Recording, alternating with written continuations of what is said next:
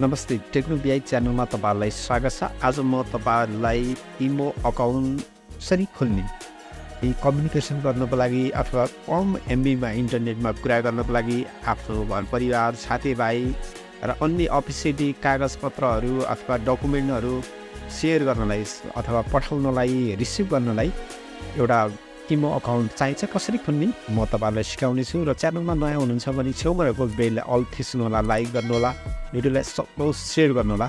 आउनुहोस् भिडियोतिर। प्ले स्टोरमा यसरी टच गरी गरिसकेपछि हेरेर सर्च बारमा माथि सबैभन्दा माथि सर्च बारमा हेरेर इमो भनेर टाइप गर्छु। तपाईँहरूले देख्नुभयो इमो भनेर टाइप गर्ने। इमो टाइप गरिसक्यो हेरेर तपाईँले देख्नु छ इमो भिडियो कल एन्ड च्याट भनेर। हेरेर तपाईँले राम्रोसँग हेर्न सक्नुहुन्छ 1B+ डाउनलोड भइसकेको छ। मैले हेरेर इन्स्टल गरेँ। त्यस हेरेर ओपन भन्ने एउटा अप्सन आएको हुन्छ। हेरेर डाउनलोड भइसकेको छ। मैले हेरेर पोज गरेँ इमो भनेर डाउनलोड भइसकेको छ। हेरेर मैले टच गरेँ। यसमा टच गरिसकेपछि इमोको फिचर यसरी खुल्ने गर्छ। मैले अलाउ गरेँ। अलाउ गरिसकेपछि हेरेर मैले एग्री गर्छु। त्यो फोन नम्बरमा तपाईँले फोन नम्बरबाट इमो अकाउन्ट खोल्न सकिन्छ। मैले एउटा फोन नम्बर राखेँ। हेरेर आफ्नो फोन नम्बर राखिसकेपछि अब हेरेर फोन नम्बर सुरुमै पनि देखाउँछ। यसरी देखायो। कन्ट्री सिलेक्ट गरिसकेपछि कन्ट्री, अनि त्यसपछि तपाईँको फोन नम्बर राख्नु होला।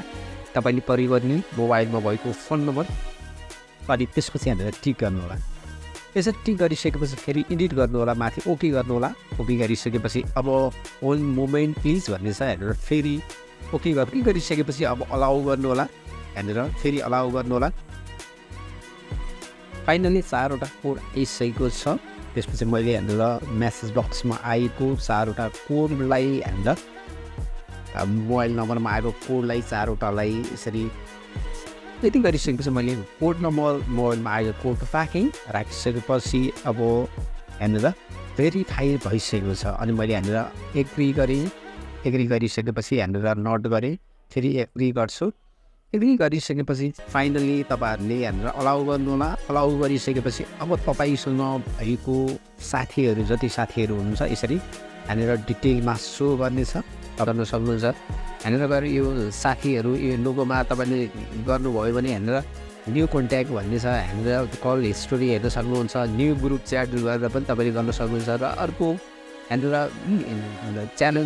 च्यानल बनाएर पनि तपाईँले यसमा टच गरेर तपाईँले च्यानल कुनै एउटा च्यानल बनाएर पनि आफूले गर्न सक्नुहुन्छ। च्यानल बनाउनु पनि सक्नुहुन्छ।